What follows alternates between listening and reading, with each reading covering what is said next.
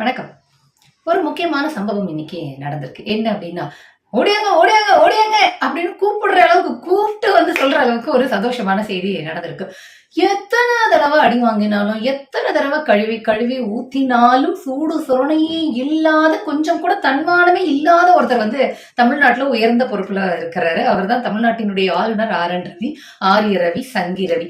நீங்க எத்தன தடவ அவர கூப்பிட்டு, அரசியலமைப்பு சட்டத்துக்காக நடந்துக்கோங்க. தமிழ்நாடு அரசு என்ன சொல்லுதோ அத மட்டும் தான் நீங்க நடந்துக்கணும். வெறும் கையெழுத்து போடுறது மட்டும்தான் உங்களுடைய வேலை அப்படின்னு பல தடவை, பல வழியில, பல விதத்துல, பல மொழியில சொல்லி பார்த்தாச்சு. ஆனா அவருக்கு மண்டையில ஏறவே இல்லை.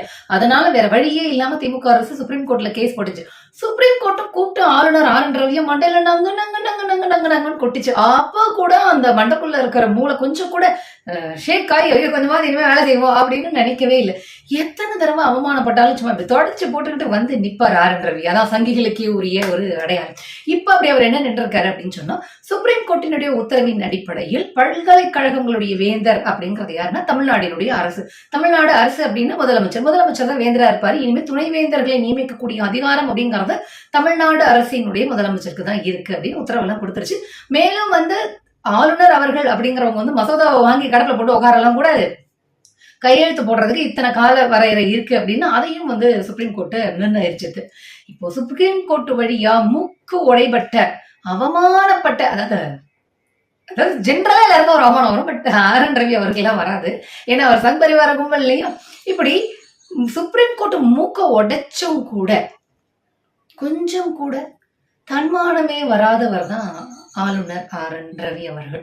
சுப்ரீம் கோர்ட் சொல்லிடுச்சு, சரி இனிமேதான் நம்மளுடைய பவர், நம்ம ஒரு போஸ்ட்மேன் வேலையை தான் பாக்குறோம். அதாவது ஆளுநர் ரவிக்கு வந்து நைட் வந்து அசரீரி மாதிரி குரல் கேட்டிருக்கும், நீ வெறும் போஸ்ட்மேன் தான், நீ வெறும் போஸ்ட்மேன் தான், நீ வெறும் போஸ்ட்மேன் தான் அப்படிங்கிற குரல் கேட்டுட்டே இருந்திருக்கும் போல இருக்கு. அந்த மன உளைச்சல் தாங்க முடியாம ஒரு பிளான் போட்டாரு. என்ன அப்படின்னா, முதலமைச்சர் தான் வேந்தரா இருக்கலாம், அவர் தான் துணைவேந்தர்களை நியமிக்கலாம். ஆனா பல்கலைக்கழகங்களோட நிர்வாக பராமரிப்பு அப்படிங்கறதுல என்கிட்ட இன்னும் இருக்கு. அதனால நான் துணைவேந்தர்களுடைய ஒரு கூட்டத்தை அமைக்கிறேன் பாரு, மாநாடு அமைக்கிறேன் பாரு, அதுவும் எங்க குழு ஊட்டியில வெயிலுக்கு எதமா இருக்கும் இல்லையா, அங்க அமைக்கிறேன் அப்படின்னு சொல்லிட்டு துணைவேந்தர்களுடைய மாநாடு அப்படிங்கறத அறிவிச்சார்.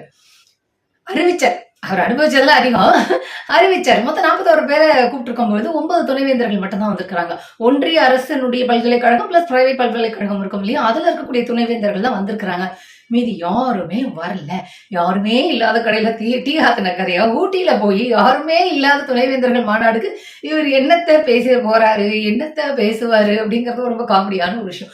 இதுக்கு நடுவுல மே ஐ ஹெல்ப் யூ ஷாலினி அப்படிங்கிற மாதிரி துணை குடியரசுத் தலைவர் ஜெகதீப் தன்கர் அவர்கள் ரவி மே ஹெல்ப் யூ அப்படின்னு சொல்லிட்டு வந்தாரு. என்ன அப்படின்னா, அது எப்படி சுப்ரீம் கோர்ட் ஆளுநருக்கு வந்து டைம் ஃப்ரேம் நிர்ணயிக்கலாம், அது எப்படி ஆளுநருக்கு இவ்வளவுதான் வரம்பு, இவ்வளவுதான் அதிகாரம்ங்கிறது உச்ச நீதிமன்றம் எப்படி சொல்லலாம் அப்படின்னு சொல்லிட்டு ரொம்ப கோச்சுக்கிட்டவர் அவரு இனிமே நீங்க வந்து யாரு அந்த ஜெகதீப் தங்கர் துணை ஜனாதிபதி அப்படி தெரியல அப்படின்னு சொன்னா ஒண்ணும் இல்ல, பிரதமர் மோடி வரும்போது ரொம்ப நடுங்கிக்கிட்டே வணக்கம் சொல்லியிருப்பாரு. அந்த பதவி போயிடக்கூடாது, மோடிஜியோட குட் புக்ஸ்ல இருக்கணும் அப்படிங்கிறதுக்காக இப்படி நடுங்கிட்டு வருவார். அதாவது எத்தனை பெரிய அதிகாரம் இருந்தாலும் அந்த அதிகாரத்தை வைத்து நாம் என்ன செய்ய போகிறோம் அப்படிங்கறதில் பொறுத்துதான் அந்த பதவிக்கு மரியாதை அப்படிங்கிறது. பதவிக்காக பிரதமர் நரேந்திர மோடியை பார்த்தாலே கை நடுங்கி குடுகுடுன்னு அப்படியே பவ்யமா குனிஞ்சு வணக்கம் சொன்ன ஜெகதீப் தங்கர் அவர்கள் ஆர்.என். ரவிக்கு வந்து சப்போர்ட் பண்றதுக்காக சுப்ரீம் கோர்ட்டே வந்து கொஞ்சம் அது எப்படி நீங்க அதெல்லாம் தலையிடலாம், அதெல்லாம் நீங்க தலையிடக்கூடாது அப்படின்னு சொல்லி காட்டமா பேசிட்டு இவருக்கு வந்தார். இந்த நல்ல எண்ணத்தை பார்த்து ஆர்.என். ரவி என்ன பண்ணாருன்னா, துணை ஜனாதிபதி அவர்களை இந்த மாநாடுக்கு சீஃப் கெஸ்டா வேற கூப்பிட்டிருந்தார். என்ன ஒரு அவமானம்.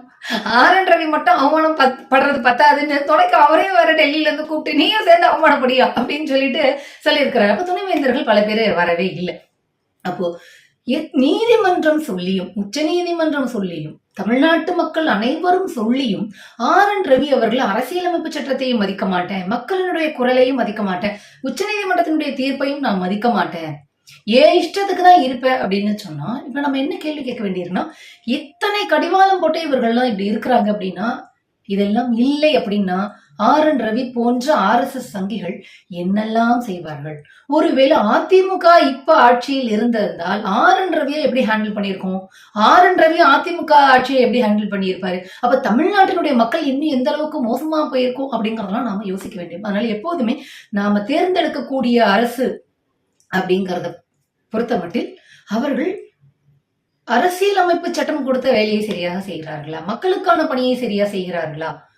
அரசியலை அவர்கள் எப்படி அணுகுகிறார்கள்? எந்த மாதிரி மாற்றங்களை கொண்டு வரணும்னு நினைக்கிறார்கள்? அப்படிங்கிறதெல்லாம் ரொம்ப முக்கியமானது. அதிமுக அடிமைகள் போன்ற ஆளுநர் என்ன வேணாலும் பண்ணட்டும், பிரதமர் மோடி என்ன வேணாலும் பண்ணட்டும், யார் என்ன வேணாலும் பண்ணட்டும். எனக்கு எங்களுடைய பதவி முக்கியம், ஊழலிலிருந்து தப்பிப்பது முக்கியம் அப்படின்னு இருந்தோம் அப்படின்னு சொன்னா, அப்படின்னு இருப்பவர்களை தேர்ந்தெடுத்தோம் அப்படின்னு சொன்னா, தமிழ்நாட்டினுடைய நிலைமை எதிர்காலம் அப்படிங்கிறது மிகப்பெரும் கேள்விக்குறியாதான் ஆயிருக்கும். வெந்த புண்ணுல வேலை பாய்ச்சற மாதிரி முதலமைச்சர் மு.க. ஸ்டாலின் அவர்கள் என்ன பண்ணியிருக்கிறார் அப்படின்னா, ஆளுநர் விஷயத்துல சுப்ரீம் கோர்ட்ல போய் கேஸ் போட்டு வாதாடினார் இல்லையா, அந்த வழக்குல தமிழ்நாடு அரசு வெற்றி பெற்றுடுச்சு இல்லையா. திராவிட நாயகர், சுயமரியாதை சுடரொளி, சமூக நீதி காத்த சரித்திர நாயகர் மு.க. ஸ்டாலின் அவர்கள் வெற்றி பெற்றிருக்கிறார் இல்லையா. இந்த வழக்குல என்ன பண்ணியிருக்காரு அப்படின்னா, இந்த வழக்குல எத்தனை வழக்கறிஞர்கள், மூத்த வழக்கறிஞர்கள் வாதாடி வெற்றி பெற்றார்களோ அவங்க எல்லாருக்கும் இன்னைக்கு ஒரு டீ பார்ட்டி கொடுக்குறாரு. ஏற்கனவே ரவி அங்க வந்து புண்ணா போய் உட்கார்ந்து நினைக்கிறாரு. இப்போ அவரை இன்னும் காண்டாக்குற மாதிரி முதலமைச்சர் மு.க. ஸ்டாலின் அவர்கள் வெற்றி பெற்றதுக்காக, வெற்றி பெற காரணமாக இருந்த மூத்த வழக்கறிஞர்கள் எல்லாரையும் கூப்பிட்டு ட்ரீட் கொடுக்குறாரு.